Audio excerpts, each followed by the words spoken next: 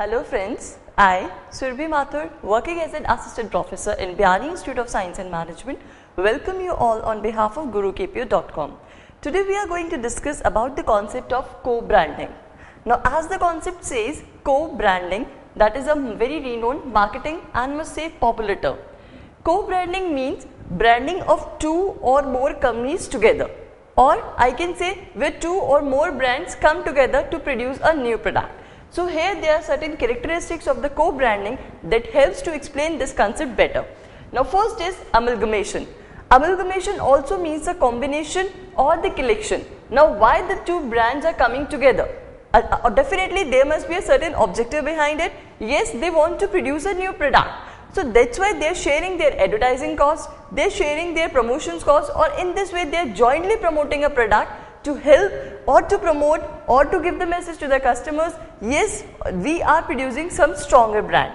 Next is alliance. Now as we have discussed that it is an amalgamation, so we can also say co-branding is a kind of alliance where the two or more brands are come together. Again, they make a stronger brand. Now we have heard that rather than working individually, we should collectively work because that help to achieve our goal. Now similar in the case of co-branding also, when the two or more companies are together collectively doing some work, so in this way they are determining the message of stronger brand rather than the individual brand. But the important point here is that when the two or more brands are combining or when they are making alliances, they should be equal. Now equal in the terms of their strength, equal in the terms of their characteristics. Now we can say that if the Pizza Hut has a co-branding initiative with any soft drink company, then it will be okay, because when we are visiting a Pizza Hut, definitely we want some soft drink in our hand, so that will be go ahead with that. Now next is a better brand. Now usually marketers believe that co-branding is an initiative to make a better brand.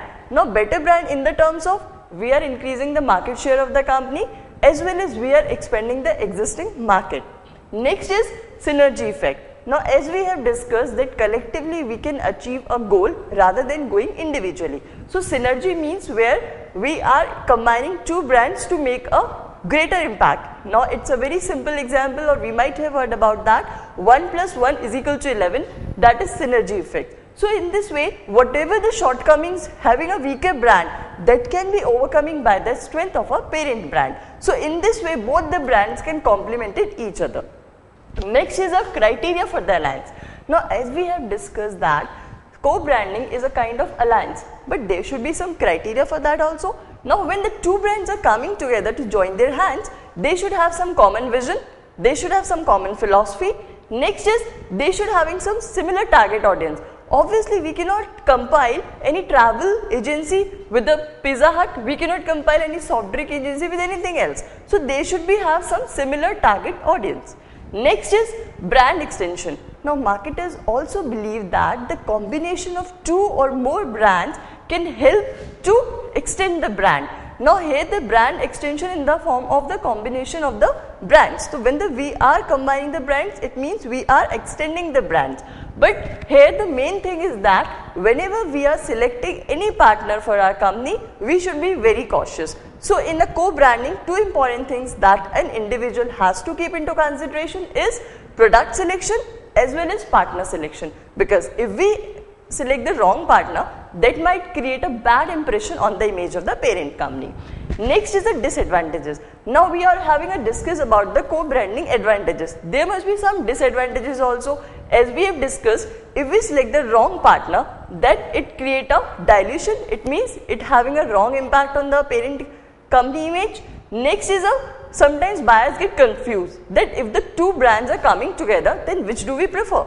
And sometimes we don't have any control over the customer preference in the market, because customer taste and preference are something that is used to going on changing every now and then. And the last but not the least, we are going to discuss this concept of the co-branding with a simple case study of Micromax and the MTV. Now Micromax is a leading Indian mobile handset manufacturer and MTV is a youth brand, multimedia youth brand. Micromax has done a licensing deal with the MTV in the year 2009. Why? Because both the companies have a goal to achieve. Micromax want to take the leverage of the MTV youth appeal. So Micromax want to reach among the youth market. So what they did, they have decided their co-branding initiative with the launch of a mobile that is known as Micromax MTV X360. Now this mobile was a superior mobile music handset that promises a style with a superior quality. Now in this way both the brands have come together, they have joined their hands because they want to reach the Indian youth market. So in this way Micromax and MTV, they have complemented each other's strength, and the result is that sale of the Micromax handset has been considerably increased after the co-branding initiative with MTV. So that's all for the today. For getting further details and kindly log on to our website www.gurukpo.com.